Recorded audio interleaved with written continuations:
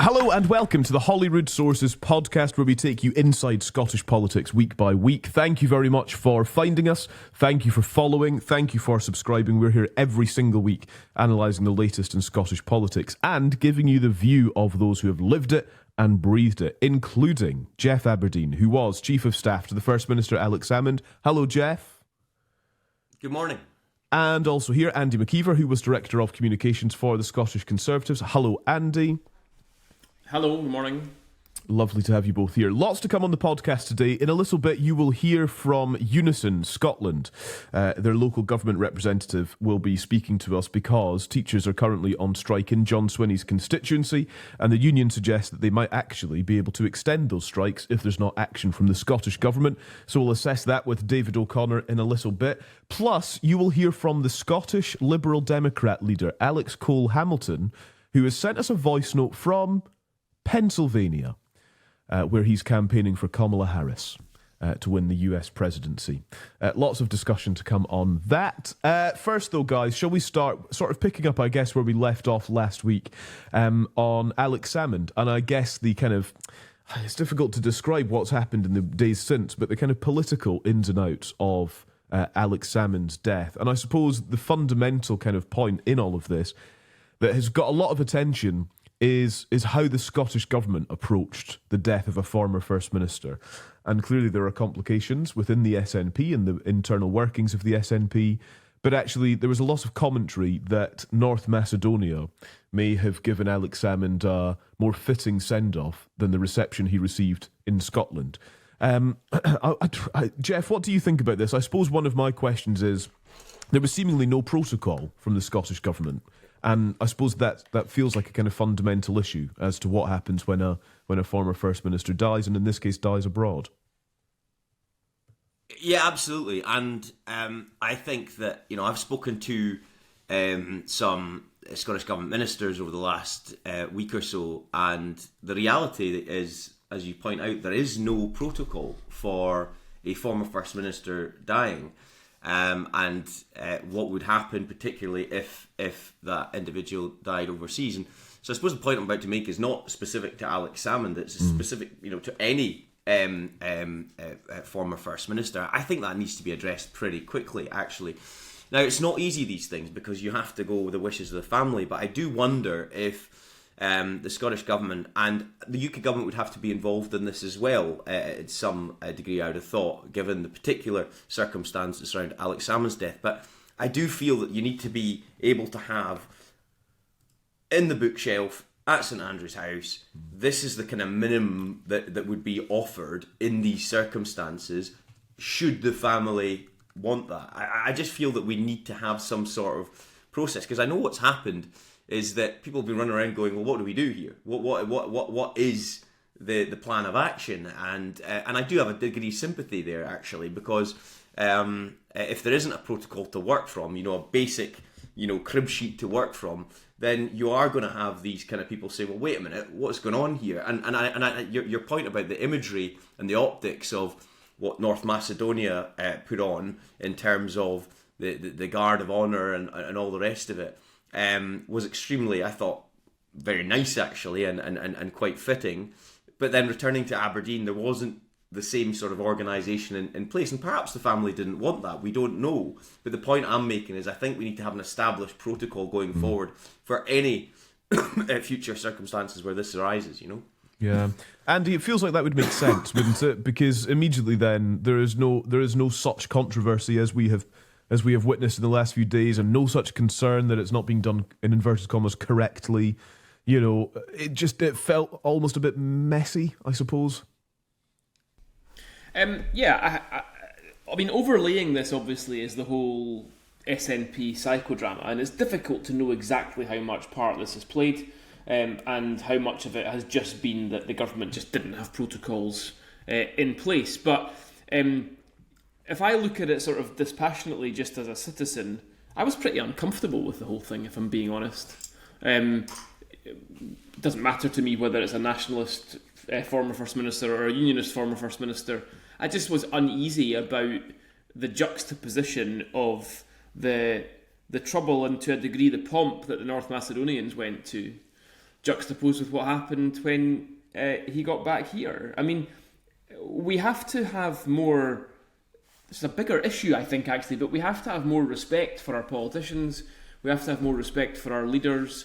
And I was very uncomfortable about the lack of effort that our country put in to bringing back the body of our former First Minister, because he was First Minister for everybody. He wasn't just First Minister for the SNP. And as I say, I would say the same, irrespective of what former First Minister it was. I thought it was unacceptable. It's the first time a former First Minister has died. So, to a degree, you can give the government machinery a pass on this one. But they better fix it, because, as I say, as a Scottish person, I don't ever want to see that happening again, where you have a situation where we don't even know if the guy's able to get home, and eventually we have to rely on a high net worth individual, and hats off to Tom Hunter for doing it, to fly the former First Minister home. I mean, no, come on. Not acceptable, and it can't ever happen again. The suggestion on that, in fact, is reported this morning. We're recording on Wednesday the 23rd of October, and that it's been confirmed by the Alba party. The Scottish Government did offer to pay for Alex Salmond's repatriation, but a private plane thought it was going to be quicker. So in order to kind of, get it done efficiently, that's how that worked. But I suppose I take your point, Andy. Yeah. So if that's the case, though, then let's have that. Let's have that. Yeah. Let's not have the Alba party tell us that. Come on. Yeah. We need to people. I think the country needs to understand what is happening with a former leader. Other countries would treat this differently.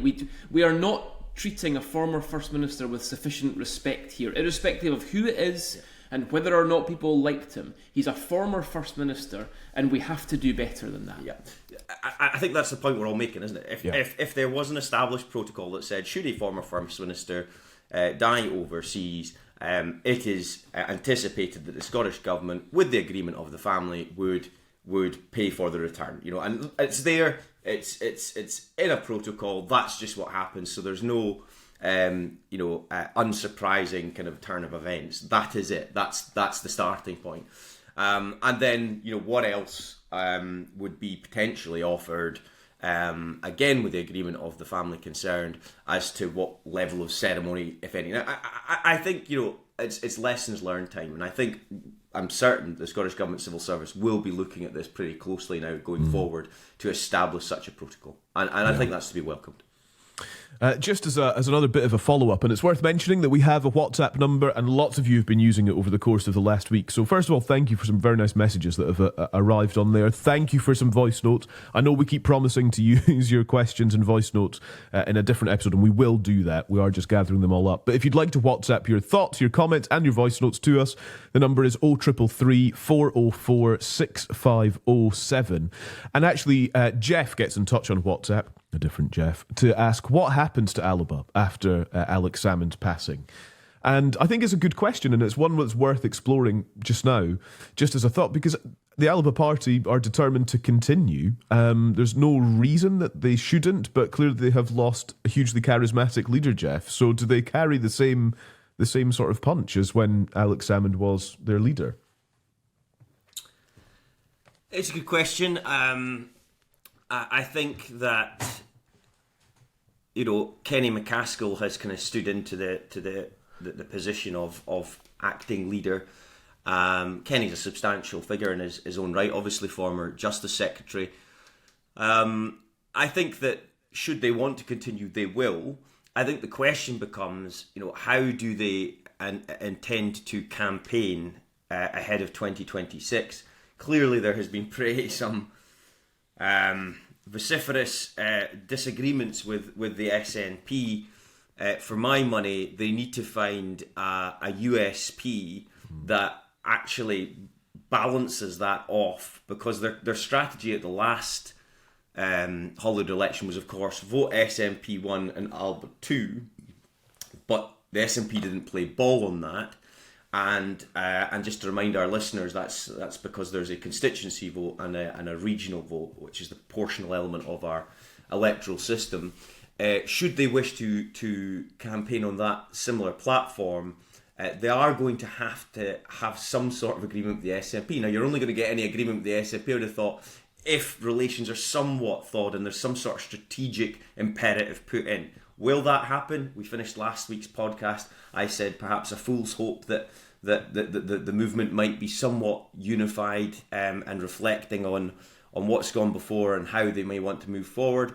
I don't know if that's possible. Andy, cast his doubts. I suspect that Andy's probably more right on this one. But clearly that would be the immediate thought for me once you get over the aftermath, the funeral of Alex Salmond, the memorial. How do they pitch their tent, basically, for 2026? What do they need to do? And start from that basis and move forward. It's a tall order, but there was some positive signs in recent by-elections that they were getting enough percentage of the vote that might return a seat if that was those figures transpired at a larger level across the region. But it's a tall order.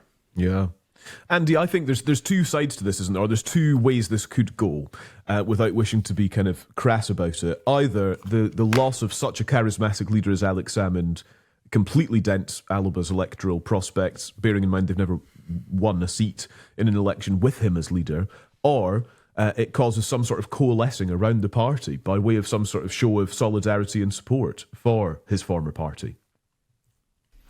Well, I think the second point would be the thing that would be required to make Alba viable for 2026. I mean, as you said, in 2021, it was Alex Salmond and nothing happened, even in his home patch.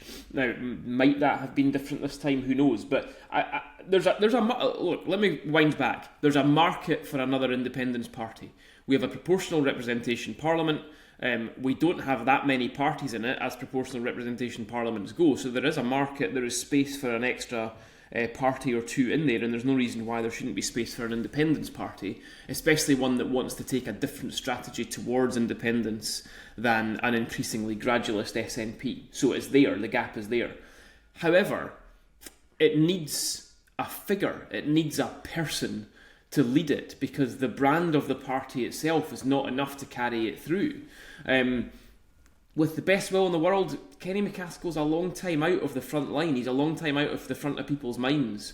And I'm just not convinced that in 18 months he can become the guy who stands up there and attracts lots of votes. Is there somebody else who would go and lead it? I don't have, I can't think of anybody very, very obvious from the top of my head. So although there is a market there for that type of party, I remain to be convinced that 18 months is enough time to make it actually work. Now, Unison members are out on picket lines across Perth and Kinross. Primary schools are closed. They've been closed for a fortnight, indeed. Unison say they currently have 17 other mandates for strike in Scotland, and they say they're preparing for an all-member ballot on industrial action. Shona Robison says there is no more money to strike any sort of pay deal. David O'Connor joins the podcast. He's Unison Scotland's lead for local government. David, hello, welcome. Good morning. Great to have you on. David, why are your members out on strike in Perth and Kinross? Members are out on strike in Perth and Kinross essentially to try to achieve a better pay deal. I think over the past decade or so, they've seen the value of their pay drop by about 25%. And the current offer does nothing to kind of resolve that issue. It actually kind of widens the kind of gap and creates a bigger gap for certain groups of staff. So that's the reason why they're out on strike. And so Unison members are at odds with other union members, are they not? Because there was an offer that was voted by EIS members that they accepted the pay offer of, just over 4%, 4.27%? Yeah, Bill, I think for me, Unison members and EIS are under kind of separate kind of bargaining groups. So EIS have their own bargaining group. They were offered 4.27 and they accepted it. The offer that was made to the Scottish Joint Council, which is ourselves and the GMB and Unite, was a 3.6 offer and a 67 pence at the kind of bottom end. So the structure of that offer actually created further kind of gaps and created a further devaluation of the wages. So that's why, that's part of the reason why they're on strike. Yeah, and I suppose then for clarity, would you accept the same offer that was offered to the EIS, the 4.27%? Would that solve this? If the employer had presented that, I can't say what our members would accept, but I think it would have been more attractive to our members to get the same kind of offer that the people that they're working with in schools. So our members are getting offered 3.6%, teachers are getting offered 4.27%, so it creates a kind of bit of disharmony. Yeah, help us understand why there is disparity in the offers. Is it because there are different kind of, in inverted commas, types of staff? Is it that Unison represents different staff members in schools? Yeah, well, EIS kind of represent teachers. We kind of represent a whole kind of gambit of employees, from chief officers to cleaners to home carers to learning assistants. So we kind of cover a wider range, a kind of bigger demographic. In terms of the offer itself, it was created in an attempt to resolve an issue that we have in local government, which is low pay. So they created the structure of that offer to actually have one group of staff to try to resolve the issue of low pay rather than get additional funding. So that's another kind of issue we have. Andy? Yeah, I mean, of course, I think for a bit of context as well, the same offer that David is talking about, the 3.6 offer, was accepted by the GMB and Unite. It's only Unison that have rejected that offer. So the other two unions involved here rejected the same offer for the same type of staff. I think it's really disappointing, to be honest, that Unison have done this in such a targeted way. You know, they've targeted the pupils in one particular area, purely because it's John Swinney's constituency. I think we need to remember that our school children are amongst the most disadvantaged that we've had for several years because of COVID. They've already undergone significant school closures which have impacted their education, impacted their social structures, of course impacted their parents' ability to work as well. There's been a lot of mental health difficulties as a result of those closures, and the last thing children anywhere in the country need, whether in John Swinney's constituency or not, is for the schools to be forcibly closed again by another trade union. And it's disappointing, I think, for the staff as well, because I think that the staff are increasingly not being well represented by very aggressive unions. And I think that's a real shame, because we need really good teachers, we need really good support staff. It's a critical time with our education sector struggling to have the best people there. So in principle, I think it's important that they are well paid. But unfortunately, the trade unions are doing a very poor job of representing those staff at the moment. And I think they are harming the reputation of school staff and teachers generally because of their, as I say, very aggressive, belligerent behaviour. David, feel free to respond to that. Yeah, I wouldn't disagree with the kind of the impact that COVID has had, and that our children need support and education. I would not disagree with that in any way, shape or form. I think Andy doesn't understand how our trade union operates. Our members make the decision. It's not these kind of overarching kind of, I don't make a decision on behalf of members. We ask our members, we consult our members on a kind of regular basis. So we ask with a bit members. Of gentle nudging, I think it's fair to say, David, yes? No. Utterly from a democratic, we take our lead from our members. That's why we are the most successful and biggest trade union in the UK, because we take our lead from our members. In terms of going on strike, I'm sure you would disagree. You wouldn't disagree that if you were to lose 25% of the value of your pay, you would feel slightly miffed. And if you were then asked to, in the 3.6 grouping, to pay for the failings of local government and government and around resolving low pay, you would be slightly miffed. So, and that's what's happening. That's what's happening. Accept the deal then?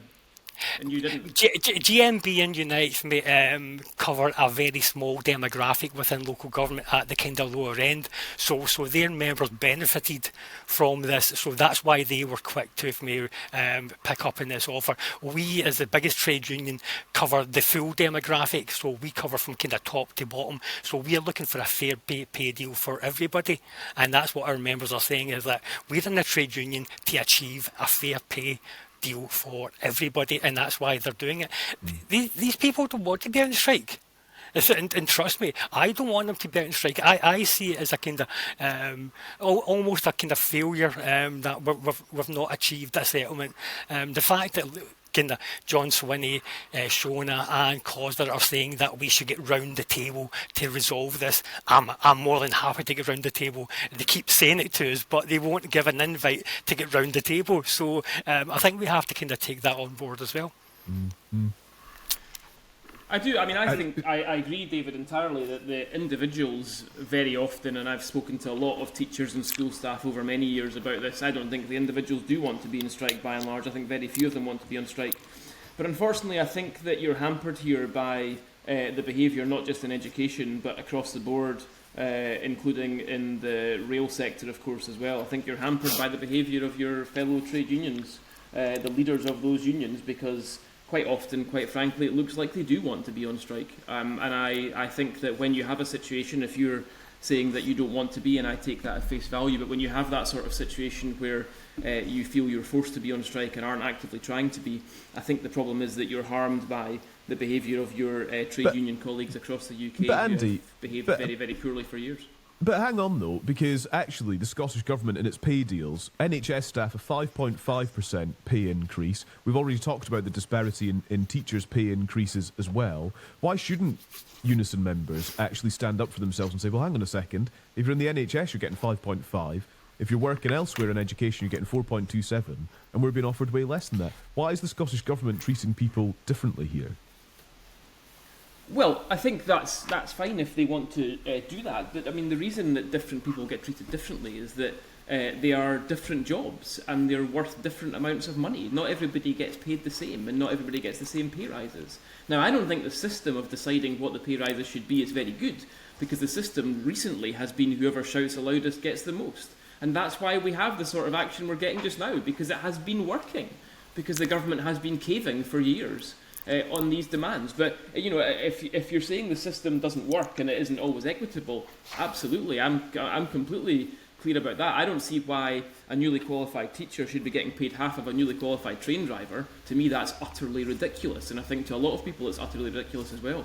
So I don't like the system that we have of deciding what people get paid. But I also don't think that targeting the First Minister's constituency and targeting the children in the First Minister's constituency is a very productive way to go about it.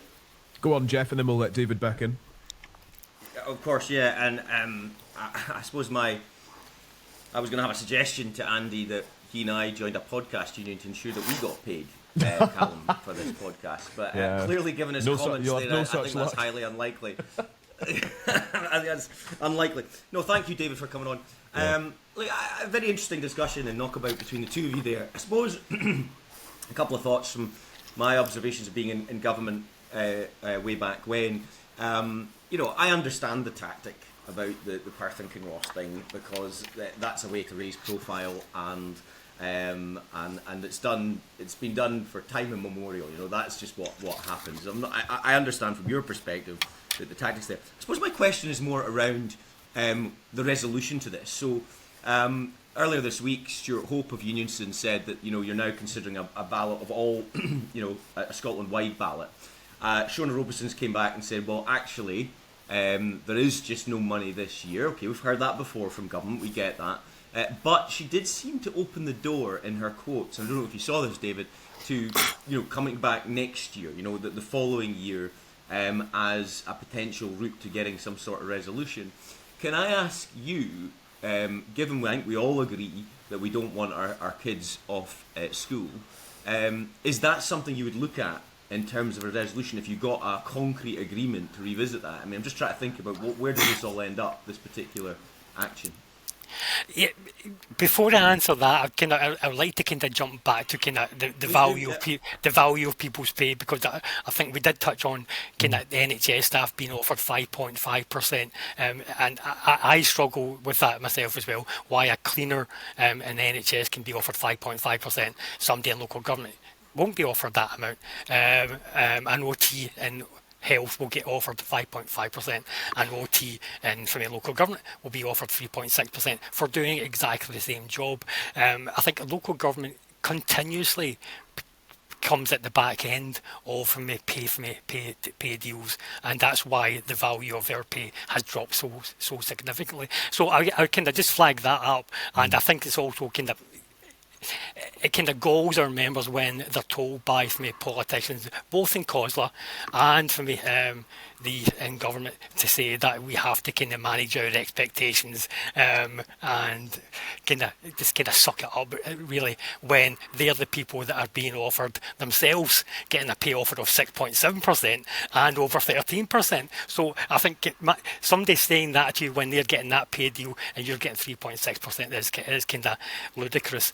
In terms of Shona Robinson did make that comment, and she's made it in a meeting a while back where she said that there's no more money, however we've got the October budget and that may produce something, or we can look at from the kind of future kind of structure of pay deals. That's fine, just saying these things and saying in the press, but what you really want to do is come into a room, sit down and discuss how you see that resolving this dispute. That way we can possibly go forward.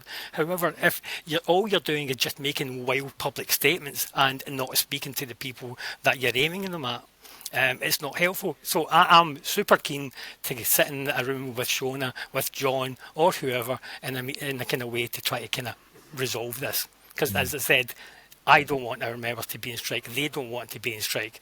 But this is where we are. Yeah. David, we're very... Oh, sorry, Geoff, did you want to come back? Just one quick thank you, David. Just one kind of quick answer, if you will. What do you think the likelihood is of a Scotland-wide strike on this, and in terms of ballot on this? Where would you put the chances right now? I honestly don't know. If I have to be kind of honest, our members will decide that. I've not kind of spoken to enough of them up and down the country. I know in kind of my kind of hometown, there's a kind of a desire for me industrial action to kind of resolve this. A desire for industrial action. If we can't resolve this, is a better way to put it, because I want to resolve it without taking any industrial action. So I think ultimately our members will decide. Sorry if I can't give a more kind of detailed answer. Just try to get a good news line out of you there, David. That was you didn't take the bait. He's a professional. David, we're very grateful for you talking to us on the podcast today, and our listeners will appreciate that as well. So thank you for your time. Right, let's go on to talk about the US presidential election campaign, because Donald Trump's campaign has filed a complaint to the top US election watchdog against the UK's Labour Party, accusing it of, quote, blatant foreign interference in the US election in aid of the Harris-Walz campaign. The complaint cites media reports about contact between Labour and the Harris campaign, as well as apparent volunteering efforts, arguing that it all amounts to illegal contributions. There is a sort of understanding emerging from the Labour Party that any activists campaigning in the US election are doing so in a personal capacity.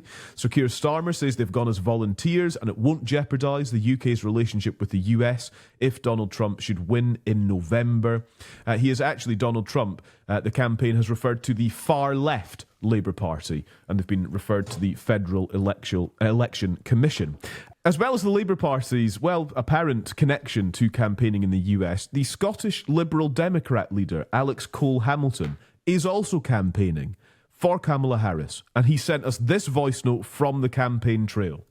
So I'm standing at the entrance to a street called Kennedy Boulevard. It's a horseshoe kind of cul-de-sac in the outskirts of Scranton, Pennsylvania, made up of largely clapboard houses in an area that feels somewhat left behind and run down to a certain degree. But the people here are hugely kind of resilient and they're very friendly. I've knocked every door in the street, trying to really drum up support to get people out to the polls for Kamala Harris. It is going to be a tight election. There's no question about it, and I'm really glad I'm here. I chose to come here while Holyrood is in recess, taking a week of leave and just getting here under my own steam to stay with my sister in upstate New York and travel down to Pennsylvania every day, because I'm not the sort of politician that can really just sit back and watch something happen. I need to be involved. And the idea of a second Trump presidency is becoming a reality. It is a possibility that could happen, and I want to know that I did something about it. So in the same way that I came to Virginia in 2008 to knock doors for Obama, I wanted to feel like I was doing something to help in one of the key swing states in this election, that being Pennsylvania. And the response I've had so far is I think, amusement and curiosity. What is a Scot doing out on the street here? But that's also the good, because, it starts a conversation about why this is important. And it's important to me because Trump presidency, a second Trump presidency, first of all, could be a disaster for women's rights, for everybody's rights in the US, but particularly women and the LGBTQ plus community. We've seen, the kind of doctrine that he stands for, and I want no part of that. Similarly, this comes down to Ukraine for me. It's absolutely clear that Vladimir Putin is sending men into the meat grinder of the Eastern Front because he wants to test the resolve of the United States. And if Trump wins, then he will capitulate, he will appease Putin, and the war will end very quickly, and to Ukraine's cost, but also the free democracies of the world. I think that this is a line in the sand, a moment in time. So it's incredibly, I feel incredibly fortunate to have the opportunity to be part of this. The sun is absolutely baking down. I didn't expect that when I packed. And in the months, the beautiful kind of gold and russet-coloured leaves of autumn, it's actually quite a picturesque experience. Still a few more days to go, but going to do everything we can at this really pivotal election. Well, that's our correspondent in Pennsylvania, the leader of the Scottish Liberal Democrats, Alex Cole-Hamilton. Geoff Aberdein, what do you make of it all? Yeah, I mean, Alex Coham's a great sport, so I don't think you'll mind when I say this in a joking fashion, of course, that I've been following the US election very closely, and Harris was doing pretty well across swing states up until a week ago, and the polls have tightened somewhat. So I do wonder if Alex Cole-Hamilton reflects that perhaps his decision to go out there and campaign has coincided with a rise in Trump support, and perhaps, although it's absolutely clear that this is unpaid work, perhaps the Dems will offer to pay him a flight home. No, I joke, of course. I find this all really, really interesting, and good on Alex Cole-Hamilton. He's passionate about it, and he wants to go and pursue and campaign for Harris Waltz for the reasons he outlined, and all very honourable. But I found the Labour story really interesting, Calum, that you announced at the top of this segment, because I don't think any rules have been broken. It's all unpaid and all the rest of it, and they can do what they want. But of course, if Trump wins, and there's a real chance that could happen given the latest state of polls, what kind of does that do for relations between a Trump presidency and a Starmer premiership, I find that quite interesting. As soon as I saw that story break, I think about 10 days ago or so, I thought, oof, that's interesting. This is a new government going to need good relations with the US, and perhaps not the best start. But, in all honesty, I am actually, all joking aside, I think it's quite good that folk want to take an interest in political discourse elsewhere, as long as it doesn't impinge upon, the elections in those countries. By which I mean that they're not sitting there overtly campaigning. Because I don't think we would welcome a bunch of Americans coming here telling us how to run our country. But if you're going out knocking doors, I think that's slightly separate, and fair enough. Andy? I think the juxtaposition between the Labour Party at UK level doing something out there and the Scottish Lib Dems is really important. In a personal capacity, the Labour people are there apparently. Yeah, but it doesn't matter. They're the government of the UK, and I think it's foolish. I'm not saying they broke any rules, right? Sure. Nobody here has broken any rules. I just think it's foolish. It's just unnecessary. And it's short-sighted and it's unstrategic for a really important link between two governments. I mean, you're only a few weeks away. You don't know who's going to win. It's just daft. They just didn't need to do it. It just doesn't make sense. The Alex Cole-Hamilton thing is totally different. Leader of an opposition party, the Parliament's in recess. I don't really know what all the fuss is about in the papers over the last few days. He's doing absolutely nothing wrong whatsoever. I think, as Geoff says, I think it's quite good that we have our politicians getting outside our borders for a while. He might see some things that are going on in Pennsylvania that he can take back and talk about in Scotland. For me, that's all positive. I have no issue with any of that whatsoever. Good on him, good luck to him. I don't think it's going to swing the US election, but it might make things a little bit better back here if he brings back some ideas about how to do things a little bit better. So that's fine. The Labour thing, though, just daft for me. I just don't think they had to do it. Yeah, I noticed last night that in Michigan, which is up in the blue wall, so to speak, that Barack Obama introduced Eminem. Yeah. And I was just wondering, had Alex Cole-Hamilton taken a bus north, and was Eminem then going to announce Alex Cole-Hamilton, and you could really see a triumvirate of the big star. Sadly, I was disappointed, Who would be a Scottish equivalent of Eminem that a politician could introduce onto the stage? In that sort of con. Do we have any rappers in Scotland? I don't know. I'm not cool enough to know the answer to them. What about Calvin Harris? To know the answer to that question. What about if a politician got Calvin Harris on stage? That'd be cool, wouldn't it? Is he old school? Yeah, I don't know. He's got a big name, but he's not a rapper. Let's be clear. No, for sure. I accept that. I absolutely accept that. I'm not sure how large our youth following is, but let's not be too out of touch. Well, however large it is, it's going down rapidly as we speak. It's just the thought, isn't it? That literally in 2 weeks' time, in two weeks today, Sir Keir Starmer might literally be on the phone to newly elected President Trump. And 2 weeks previous, Donald Trump was complaining about Labour's involvement in campaigning against him. That is the context of this. That's the situation they find themselves in. Just to clarify one thing you said there, it would be President-elect Trump. He wouldn't actually take office until January. You should know that, Calum. Well, no, it would be President Trump because all former presidents are still referred to as president. So he'd be president and president-elect at the same time. No. He'd be both at the same time. But Joe Biden's still the president of the office. In my defence, let's do a bit of education now and then. You're absolutely right. But in my defence, I described him as newly elected President Trump, which would be accurate. Thank you very much. Right, a couple of other things just to mention, just before we go. This report from the Herald, there was a bit of analysis on who may or may not be running in the 2026 Holyrood election. So they frame it like this. 39 SNP MPs lost their seats in the general election. They've got just under a month, so November the 11th is the deadline for them to submit an application to the National Executive Committee of the SNP. The selection process then follows. Candidates will be in place by April 2025. Of course, that's more than a year before the 2026 Holyrood election in May. And the headline on this, will Sturgeon, Matheson and Yusuf step down in 2026? Do we want to do some predictions? Andy Maciver. Will they step down? I would say that there's probably a reasonable chance that maybe at least 2 out of the 3 will, I guess. Which two? They also, well, look, I'm moving on now. Come on. No, but listen, more importantly, look at their seats. They might not need to step down. They could very well lose.